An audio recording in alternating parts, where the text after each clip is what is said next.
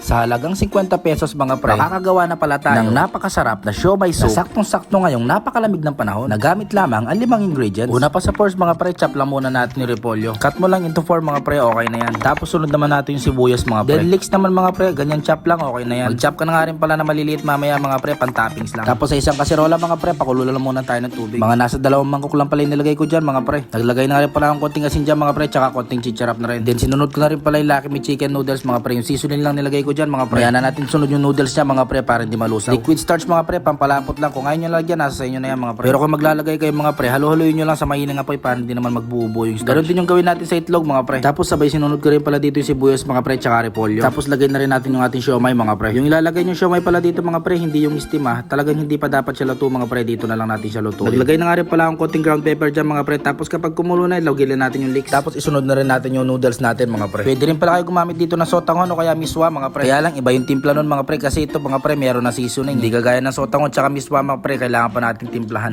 Pakuluan mo nga lang pala yung mga pre hanggang lumambot yung noodles. At dahil sobrang lapot nitong nagawa natin mga pre, napasobra yata tayo ng cornstarch. Nag-add lang ako ng water mga pre, tapos to taste na lang yung lasa niya. Bahala na lang kayo mag-adjust mga pre. At kapag kagantong luto na yung noodles niya mga pre, okay na yan. Tingnan mo naman yung itsura. Bagay na bagay ito ngayon sa lamig ng panahon eh, no? Siya nga pala mga pre, kung nakabot ka sa dulo ng video na to, paki-comment mo naman kung taga-saan ka para naman ma-shoutout kita sa susunod natin na upload. At kung nagustuhan mo naman yung mga gantong klaseng content, pakitap mo naman yung like, follow, and share. Yun lang mga pre, pakabusog kayo palagi ha. Bye-bye!